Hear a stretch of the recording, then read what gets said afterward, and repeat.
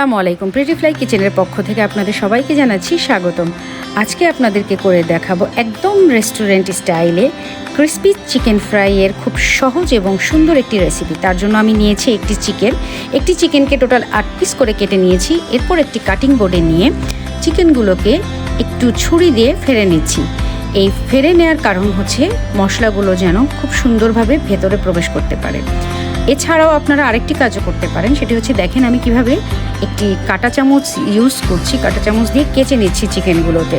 তাতে হবে কি মশলাটা ভেতরে প্রবেশ করতে পারবে পারফেক্টলি এবং জুসি হবে। চিকেন ফ্রাইটা খুব জুসি হবে এবং সুস্বাদু হবে, মজাদার হবে। এখন আমি সবগুলো চিকেনকে এভাবে একটু কেচে নিব, প্লাস ছুরি দিয়ে একটু হালকা ফেরেও নিব। নেয়ার পরে আমি বাকি সকল ইনগ্রিডিয়েন্টসগুলোকে মিশাবো। এখন ইনগ্রিডিয়েন্টসগুলোর মধ্যে প্রথমে আমি নিয়ে নিচ্ছি আদা বাটা নিচ্ছি 1 চা চামচ। 1 চা চামচ পরিমাণ আদা বাটা। যেহেতু এটা চিকেন, সো আমাকে রসুন বাটাটা 60% রেশিওতে নিতে হবে আদার তুলনায়। সো এখানে রসুন বাটা হচ্ছে 1.5 চা চামচ। আদা হবে 40%, রসুন হবে 60%। মরিচ বাটা আমি এখানে ইউজ করছি। আপনারা চাইলে মরিচের গুঁড়াও ইউজ করতে পারেন, শুকনো মরিচের গুঁড়া। আমি শুকনো মরিচের বাটাটা ইউজ করছি, আর মরিচটা বেশ ঝাল ছিল যার জন্য আমি 1/2 চা চামচ ইউজ করছি এখানে। এরপর দিয়ে দিচ্ছি গোলমরিচ 1/2 চা চামচ। এখানে গোলমরিচ আমি আগেই বলে রাখি, এখানে হচ্ছে সাদা গোলমরিচ এবং কালো গোলমরিচ দুইটাকে আমি মিক্স করে একসাথে ব্লেন্ড করে নিয়েছিলাম। 2টা গোলমরিচই আমি এখানে ইউজ করেছি 1/2 চা চামচ। ধনিয়ার গুঁড়া দিয়ে দিচ্ছি। ধনিয়ার গুঁড়া হবে এখানে 1 চা চামচ পরিমাণ।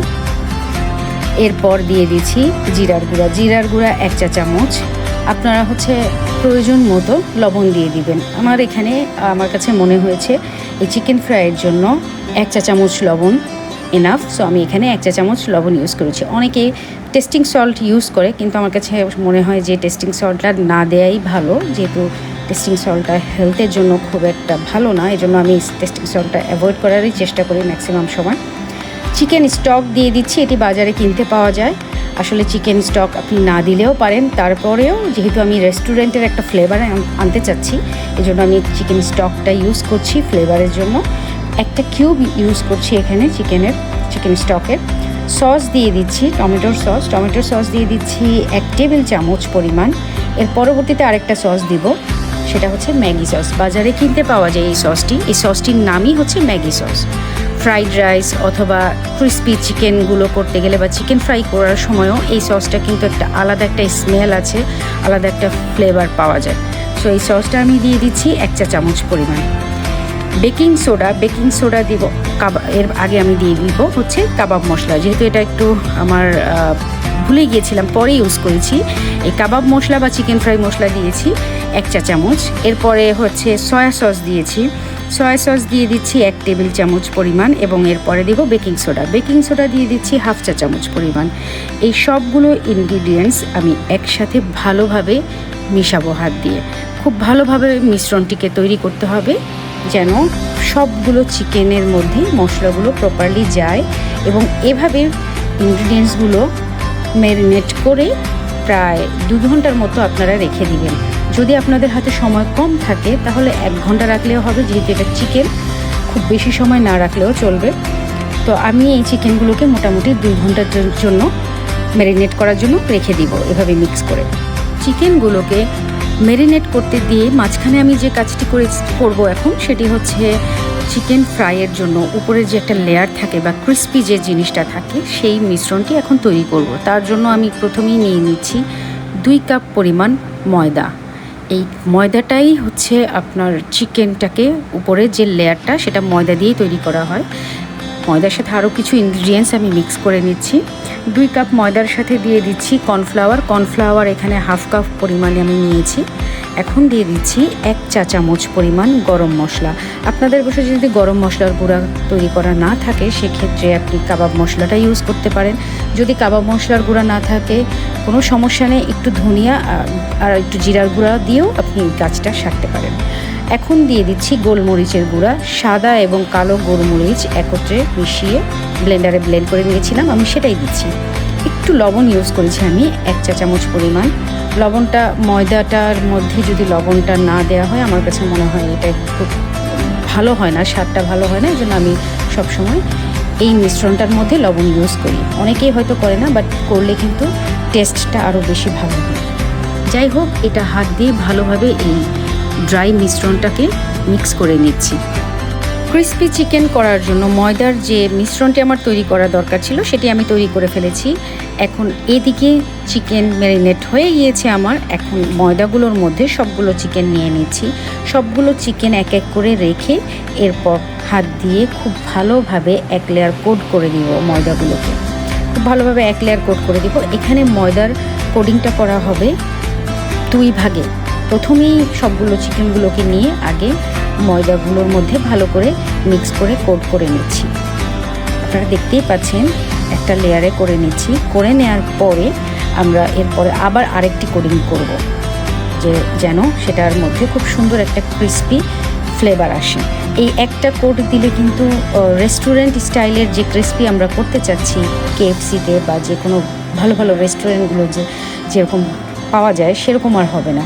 তো তার জন্য আমি একটু নর্মাল পানি নিয়েছি। পানিতে পুরো চিকেনটাকে ডুবিয়ে নিয়ে দেন আবার কোট করার চেষ্টা করছি। দেখেন 2 হাত দিয়ে চেপে চেপে ময়দাগুলোকে নিয়ে ভালো করে চেপে দিতে হবে। এটা কিন্তু খুব ভালোভাবে আপনারা খেয়াল করে দেখবেন। আমি কিন্তু 2 হাত দিয়ে চেপে ময়দাগুলোকে চিকেনের সাথে লাগানোর চেষ্টা করছি। চিকেনের সাথে লাগানোর পরে এটাকে আবার একটু ঝেড়ে নিতে হবে। ঝেড়ে নিতে হবে এই কারণে যে উপরে যে আলগা হয়ে থাকা যে ময়দাটা থাকে, ময়দার গুঁড়াটা, সেটা যেন পড়ে যায় এবং ক্রিস্পি জিনিসটা যেন পারফেক্টলি হয়। আমি আপনাদেরকে খুব ক্লোজ করে দেখিয়ে দিচ্ছি যে আমি এটা কীভাবে করছি। বারবার হাত দিয়ে চেপে ময়দা দিয়ে এরপর বারবার ঝেড়ে নিচ্ছি। এরকম 2-3 বার আপনারা করবেন, যতক্ষণ পর্যন্ত আপনাদের কাছে মনে না হবে যে জিনিসটা ক্রিস্পি হবে না ফ্রাই করার সময়, ততক্ষণ পর্যন্ত এভাবে করবেন। 2 থেকে 3 বার এভাবে করতে পারেন। এভাবে করার পরবর্তীতে সাথে সাথে ফ্রাই প্যানে তেল গরম করে নিয়ে একটা একটা করে দিয়ে দিতে হবে। এটা বেশিক্ষণ এভাবে রেখে দেওয়া যাবে না, কারণ বেশিক্ষণ যদি কোটিং করার পর ময়দা দিয়ে কোটিং করার পর আপনারা রেখে দেন তাহলে এই লেয়ারটা শক্ত হয়ে যাবে, ময়দার লেয়ারটা শক্ত হয়ে যাবে। ফ্রাই করার পর সেটা ভালো লাগবে না খেতে। জুসি ভাবটা ভেতরে থাকলেও উপরের লেয়ারটা শক্ত হয়ে যাবে। এজন্য আপনারা কোটিং করবেন এবং অ্যাট দ্য সেম টাইম সাথে সাথে সেটা চুলায় ফ্রাইয়ের জন্য দিয়ে দিবেন। ডুবো তেলে দিতে পারেন, অথবা আমার মতো এখানে মোটামুটি আধ ডুবা তেলের মধ্যেও আপনারা এভাবে করে চিকেনগুলোকে দিবেন। চিকেনগুলোকে এমনভাবে দিবেন যেন একটার সাথে একটা লাগোয়া না থাকে এবং একটা লেয়ার মানে নিচের একটা পার্ট হয়ে যাওয়ার পর উল্টাবেন, আগেই উল্টাবেন না। দেখেন একটা পার্ট হয়ে যাচ্ছে, তারপর আমি আস্তে আস্তে করে এটাকে উল্টিয়ে দিব। তা না হলে দেখা যাবে যে ময়দার যে কোটটা দেয়া হয়েছে সেটা নষ্ট হয়ে যাবে। এখানে আরও একটি বিষয় বলে রাখি, চুলার আঁচ কেমন হবে। চুলার আঁচটা একটু খেয়াল রাখবেন। এখানে চুলার আঁচটা আমি দিয়েছি মিডিয়াম আঁচে। আপনারা কখনোই লো আঁচে বা হাই আঁচে এই চিকেন ফ্রাই করবেন না। মিডিয়াম আঁচে দিলে 5 থেকে 7 মিনিটের মধ্যে ইনশাল্লাহ আপনাদের চিকেন ফ্রাই হয়ে যাবে। আমি এখানে আমার চিকেন ফ্রাইগুলো হতে এরকমই সময় লেগেছে এবং আমি আঁচটা রেখেছি মিডিয়াম আঁচে, কারণ লো আঁচে দিলে উপরের যে ক্রিস্পিটা সেটা নষ্ট হয়ে যায়, শক্ত হয়ে যায়, এবং হাই আঁচে রাখলে তখন যেটা হয় উপর দিয়ে হয়ে যায় বাট ভিতর দিয়ে চিকেনগুলো কাঁচা থেকে যায়। এজন্য আপনার চুলার আঁচটা একটু খেয়াল রাখতে হবে। এখন যেহেতু আমার চিকেনগুলো হয়ে গিয়েছে, আমি একটি সার্ভিং ডিশে টিস্যু পেপার নিয়ে এক এক করে চিকেনগুলো তুলে নিচ্ছি। এখানে টিস্যু পেপার ইউজ করার কারণ এক্সট্রা যে তেল থাকে, যেহেতু অনেকগুলো তেলের মধ্যে এটা ভাজতে হয়, এই তেলগুলো যেন সোক করে নেয়, এজন্য আমি একটু টিস্যু পেপারটা ইউজ করছি। ঘরোয়া যে সকল উপকরণগুলো বাসায় থাকে, ইনগ্রিডিয়েন্টসগুলো থাকে, সেগুলো দিয়েই কিন্তু এই রেস্টুরেন্ট স্টাইলে আপনি পারফেক্টলি চিকেন ফ্রাই করে বাচ্চাদেরকে, গেস্টদেরকে এবং নিজেরা খেতে পারেন। তো আমার এই রেসিপিটি আপনারা বাসায় ফলো করে বাসায় অবশ্যই চেষ্টা করবেন। আর চেষ্টা করার পর যদি আপনাদের চিকেন ফ্রাইগুলো ইনশাল্লাহ ভালো হয়, আমাদেরকে কমেন্টস করে জানাবে। আমাদের চ্যানেলটি অবশ্যই সাবস্ক্রাইব করবেন, আমাদের পাশে থাকবেন, আমাদেরকে সাপোর্ট করবেন ইনশাআল্লাহ। আবার দেখা হবে ইনশাল্লাহ নতুন কোনো রেসিপি নিয়ে। ততদিন ভালো থাকবেন, সুস্থ থাকবেন, আমাদের সাথেই থাকবেন। আল্লাহ হাফেজ।